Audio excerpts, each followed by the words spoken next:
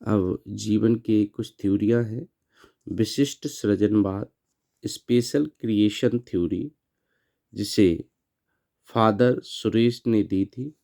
इन्होंने बताया कि पृथ्वी केवल 4000 वर्ष पूर्व बनी और जीवन एज सच की उत्पत्ति ऐसे ही हुई और जीवन में कोई विकास नहीं होता। इन्होंने ये थ्योरी दी। इसके बाद दूसरी थ्योरी है जिसे कहते हैं थ्योरी ऑफ पानस्पेर्मिया, जिसे सर्व जीवाणुवाद कहते हैं और जीवन की उत्पत्ति के बारे में कि जीवन की उत्पत्ति दूसरे ग्रहों में रहने वाले जीव के सर्व बीजाणु से उत्पन्न हुआ है।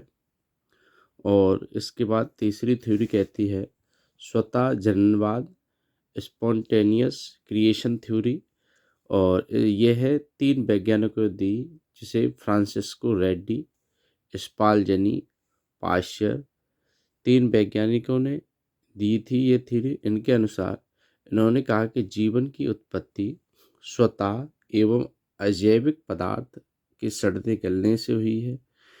गीली मिट्टी में केंचुआ एवं सड़े मांस में कीड़ों से हुई है। ये स्वतः जननवाद की थ्योरी है। और इसके बाद तीसरी मोस्ट इम्पोर्टेंट थ्योरी है जीवोत्पत्ति थ्योरी। इस थ्योरी के अनुसार फ्रांसिस्को रेड्डी और स्पाल्जनी और पाश्चर ने कहा कि ये थ्योरी दी गई तो जीवन की उत्पत्ति पहले से उपस्थित जीवों से ही होती है, इन्होंने बताया।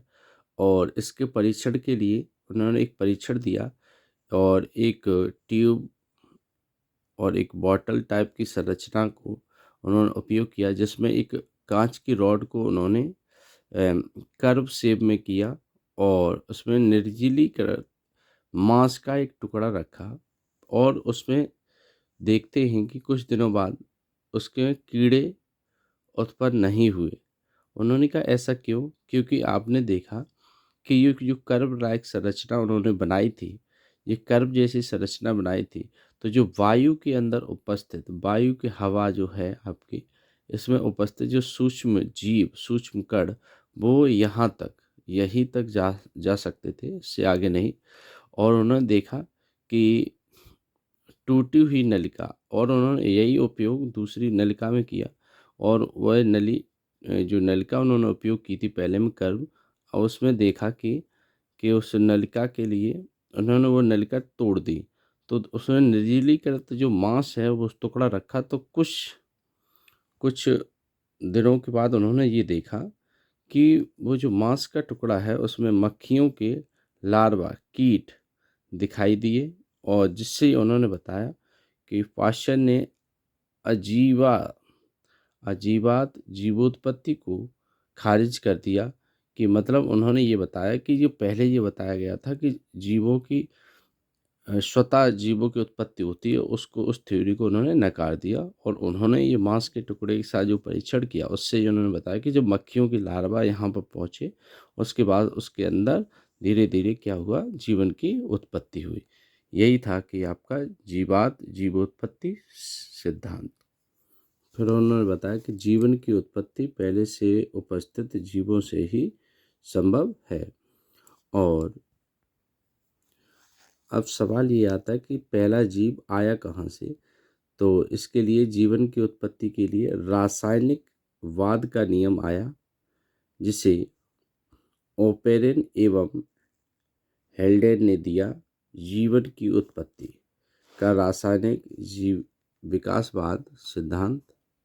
जीवन की उत्पत्ति पहले से उपस्थित रसायनों के जुड़ने एवं अभिक्रिया से हुआ है। अब इनके अनुसार ये मानते हैं कि रासायनिक वाद के अनुसार कि पहले से उपस्थित जो रसायन है, जो पदार्थ है, उनके द्वारा हुई है। तो उन्होंने एक केमिकल एवोल्यूशन बताया, मतलब एक रासायनिक वाद बताया। और इस रासायनिक वाद में प्राथमिक वातावरण, जैसे उन्होंने बताया कि जो वातावरण है उनके अनुसार, जैसे उच्च तापमान, अपचयी वातावरण, ज्वालामुखी, तूफान, पानी और अनुपस्थित तेज बिजली कड़कना, ये उन्होंने एक थ्योरी दी कि केमिकल्स में इस प्रकार से घटनाएं हुई जिसके कारण ये जीवन प्रारंभ हुआ। आरंभिक पृथ्वी पर जब पृथ्वी थी, उस पृथ्वी पर कार्बन, हाइड्रोजन, ऑक्सीजन और नाइट्रोजन ये तत्व पाए जाते थे और सर्वाधिक मात्रा में H2 गैस थी और H2O के साथ मिलकर H2O सबसे पहले बना और उसके साथ ही जब H2 प्लस N2 मिलकर NH3 अमोनिया का निर्माण किया और पहला कार्बनिक पदार्थ H2 तथा NH3 बना और इनके साथ ही H2 प्लस C4 से मिलकर पहला कार्बनिक पदार्थ CH4 बना। कुछ ऑक्सीजन की जो वह भी जल में लगातार जो वातावरण अपचयित होती रही और जिसके कारण जल तेजी से निर्माण कर महासागर में बदल गए। जल का बहुत तेजी से निर्माण हुआ और जल में CH4, NH3 आदि का मिश्रण बना और H2O प्लस और डाइल्यूट सूप के रूप में बना तथा यह जीवन का पहला प्रमाण 4 बिलियन ईयर मतलब हम ये कहें कि 4 बिलियन ईयर एगो बना। यह सूप जैसा पदार्थ ही कोशिका द्रव्य में पाया जाता है।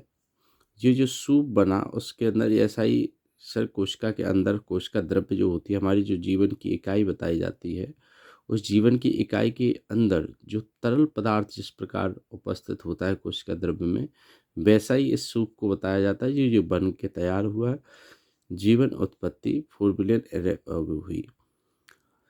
जैव रासायनिक विकास के अनुसार ये पदार्थ मिलकर बड़े कार्बनिक पदार्थों में बदल गए और धीरे अमीनो अम्ल एवं न्यूक्लिक एसिड आदि का निर्माण किया।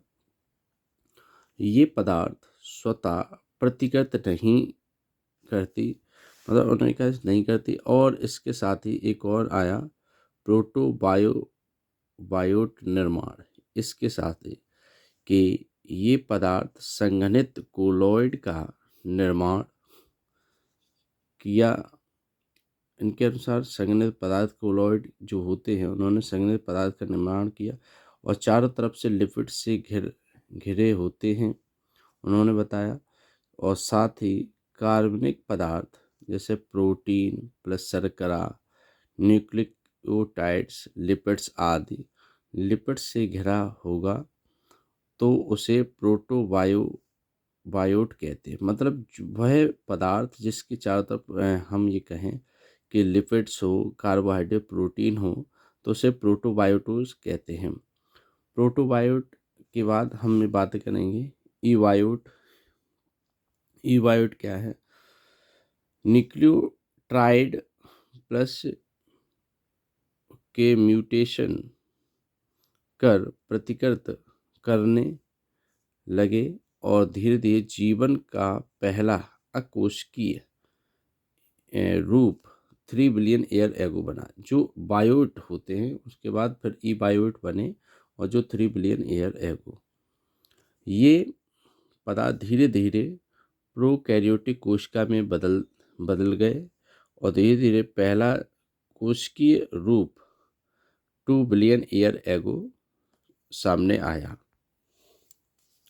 पहला प्रोकैरियोटिक आर्ध बैक्टीरिया, जिसे आर्की बैक्टीरिया भी कहते हैं, वो बना जो जल में रहता था और पहला आर्ध जीवाणु भी है और रसायन विषमपोषी एवं अवायवी था। जो अवायवी था और रसायन विषमपोषी था, वो ऐसा जीव बना।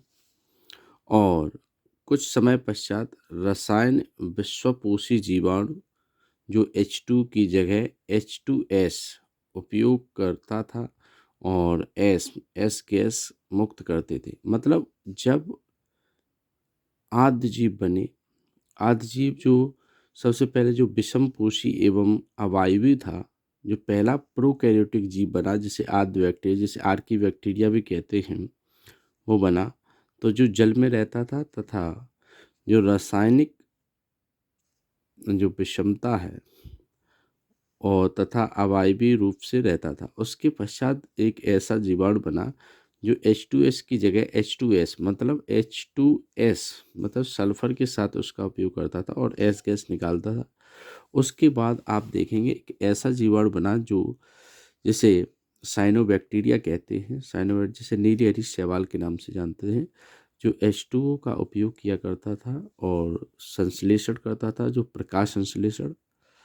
ये पृथ्वी का पहला ऐसा जीव है जिसने सबसे पहले प्रकाश संश्लेषण किया और पृथ्वी पर सबसे पहली बार इसी जीवाणु ने, इसी बैक्टीरिया ने O2 गैस को मुक्त किया। तो पृथ्वी पर सबसे पहली बार यदि हम जाने कि O2 गैस किसने के द्वारा निर्माण की गई तो वो आपका साइनोबैक्टीरिया है, जिसे VGA, जिसे ब्लू ग्रीन एल्गी भी कहते हैं। और उसी के साथ ऑक्सीजन की क्रांति शुरू हो गई। और ऑक्सीजन की क्रांति क्या है वो हम जाने कि O2 प्लस एक 1/2 O2 ये मिलकर इन्होंने धीरे धीरे O3 जिसे हम कहते हैं ओजोन परत का निर्माण किया। ओजोन वह परत है जो सूर्य से आने वाली अल्ट्रावायलेट किरणें, जिसे पराबैंगनी किरणें भी कहते हैं, उसे पृथ्वी पर आना जब ये बन गई O2 तो उसने धीरे धीरे एक परत का निर्माण किया और लगभग 1.5 बिलियन ईयर एगो यूकैरियोटिक कोशिका का निर्माण हुआ।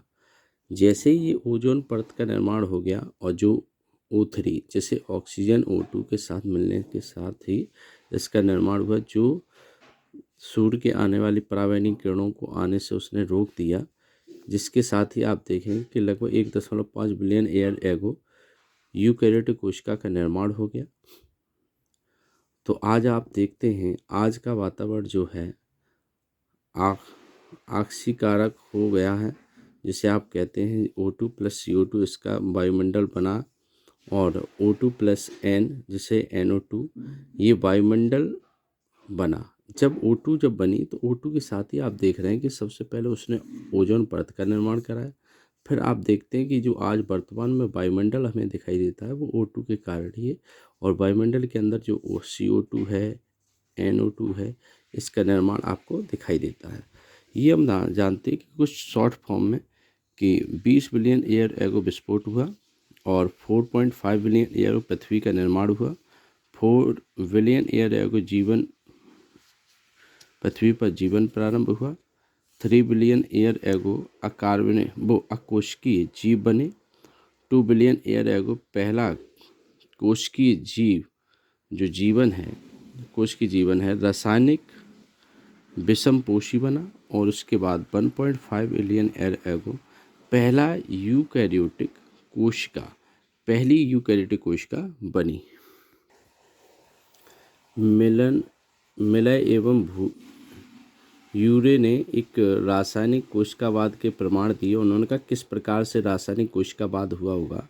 उन्होंने एक कांच का एक फ्लास्क लिया और पुरातन पृथ्वी जैसा वातावरण तैयार किया। जैसे मान लो उन्होंने एक ये सोचा कि जैसे ये मेरी एक पृथ्वी है और इस पृथ्वी पे कैसे जीवन बना होगा। उन्होंने इसकी कल्पना की और उन्होंने उसे प्रमाणित किया। उन्होंने एक फ्लास्क लिया, उस फ्लास्क के अंदर आप देखते हैं कि जिसके अंदर उन्होंने तापमान हाई वोल्टेज करने के लिए, उन्होंने हाई वोल्टेज के लिए एक करंट डिस्चार्ज करने के लिए और H2 को वाष्प के रूप में बदलने के लिए उसमें उपयोग किया। और उस गैस के अंदर CH4 NH3 और H2 तथा H2O जल उन्होंने जलाया। तो उनके जलाने से लगभग उस फ्लास्क के अंदर आप देखते हैं 800 डिग्री तापमान उन्होंने बढ़ाया और उसके करंट से CH4 NH3 तथा H2 उसका संघनन, और उन्होंने ये देखो संघनन के लिए एक अलग प्रकार से उन्होंने कहा देखो ये संघनन करेगा तो ये करता कैसे। जैसे उन्होंने करंट और जल के उपयोग के साथ उन्होंने देखा कि जल धीरे धीरे जाके इस फ्लास्क में पदार्थ जमा मिला, और पदार्थ धीरे धीरे जमा हुआ, और उस पदार्थ के अंदर अमीनो एसिड और जो दिखाई दिया जिसे ग्लिसरीन, एस्पेर्टिक और एसिड ये था। और इसके साथ ही उन्होंने देखा कि ये धीरे धीरे ऊपर जा, और जो निर्वात में जाने के बाद बार बार ये किया, तो आप देखते हैं उन्होंने जब ये बार बार किया तो बरसों चलती रही ये क्रिया, और आप देखते हैं वातावरण अपचयित था, और निर्वात में ये क्रिया लगातार चलती रही, और डिस्चार्ज के साथ ही आप देखते हैं कि ये उन्होंने ये क्रिया कराते रहे, तो उन्होंने देखा कि धीरे धीरे अमोनिया का निर्माण भी हुआ, और ग्लिसरीन, ये ऐसे सब अम्ल बनते चले गए। आप देखते हैं कि अ, अमीनो अम्ल जो है प्रोटीन, शर्करा, न्यूक्लियोटाइड्स और न्यूक्लियोटाइड्स फिर लिपिड्स आदि आदि प्राप्त हुए। तो ये एक चेन थी कि अमीनो अम्ल प्राप्त हुआ, फिर प्रोटीन, फिर शर्करा और फिर न्यूक्लियोटाइड्स और फिर लिपिड्स तथा आदि प्राप्त हुए। और आप देखते हैं कि जो कोशिका द्रव्य के पदार्थ के समान हैं, जो कोशिका द्रव्य में मिले वो उसी के समान है, यही आगे चलकर कोशिका का निर्माण करेंगे, और यही आगे चल के कोशिका का निर्माण कर। पृथ्वी पर जीवन रासायनिक विकासवाद से आया है। पृथ्वी पर जो जीवन है वो रासायनिक विकासवाद से आया है। और पृथ्वी रहने लायक बनी कैसे, इस बात को हम समझें कि पृथ्वी रहने लायक कैसे बनी। तो CH4+NH3+H2+H2O, और जिसमें 800 डिग्री तापमान के साथ फिर धीरे धीरे आप देखते हैं H2O वाष्प के रूप में परिवर्तित हुआ। उसके बाद H2O जल, हाई वोल्टेज बिजली उसमें उत्पन्न की गई, और जो आप देखते हैं कार्बनिक पदार्थ बने। जो कार्बनिक पदार्थ है इसी प्रकार से बने, और साथ ही आप देखते हैं कि तापमान कम हुआ।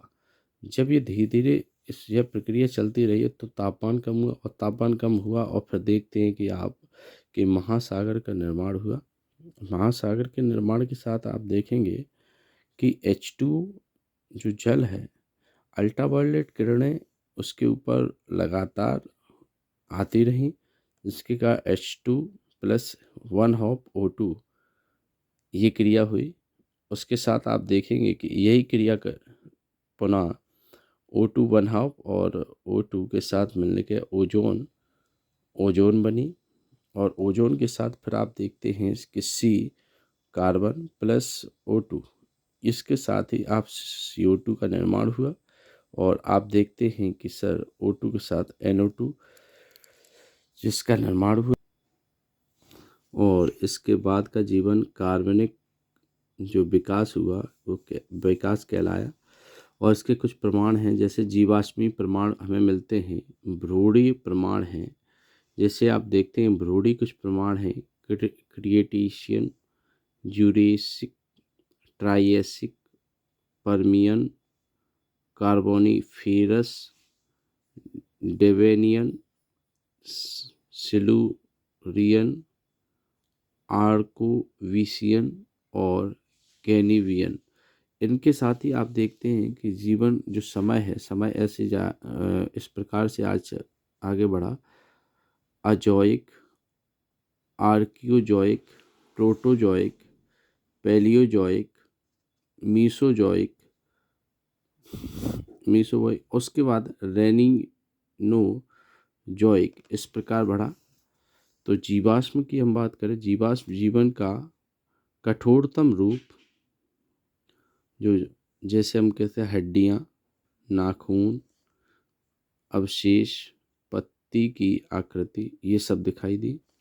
उम्र का हम कैसे पता करें कि ये कैसे है, तो उस उम्र के पता लगाने के कार्बन डेटिंग से हम ये प्राप्त कर सकते हैं कि किसी जीवाश्म की जो आयु है वो कितनी है। उनमें से कुछ आधुनिक जीव से मिलते जुलते होते हैं। और उसके साथ ही हम देखो आगे बढ़ते हैं कि मॉर्फोलॉजी एंड एनाटॉमिकल इवेंट्स के बारे में बात करेंगे तो आकारिकी एवं शारीरिकी प्रमाण। आकारिकी मतलब आकार तथा शारीरिक प्रमाण कुछ ऐसे हैं। शारीरिकी एवं आकृति विज्ञान